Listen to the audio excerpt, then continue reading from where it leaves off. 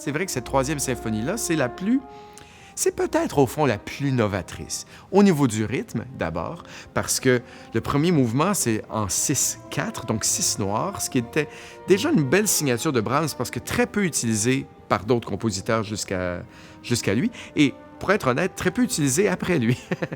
Et on a l'impression au début d'une désorientation rythmique parce qu'on ne sait pas si on est en 3 ou on est en 2. Alors ça a l'air un peu technique comme ça, mais pour l'auditeur, ça peut montrer pourquoi on se sent un petit peu comme dans un bateau. Moi, je la trouve assez maritime, finalement, cette symphonie-là, avec, au dernier mouvement, une fin où on a l'impression de vagues et de ressacs qui, éventuellement, forment une accalmie et que, à la toute fin, c'est un peu comme la mer de Debussy, on voit les eaux de l'océan qui se calment et on voit les couleurs du soleil qui arrivent et sont miroitées par l'eau.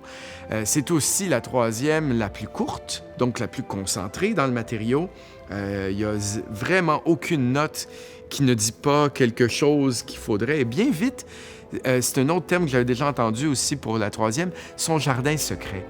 J'ai l'impression qu'après une entrée assez brillante et assez majestueuse dans le premier mouvement, le deuxième thème avec les clarinettes, c'est déjà, on a l'impression d'être entré dans la forêt, là, puis on a découvert un sous-bois, puis on dialogue avec des petits animaux.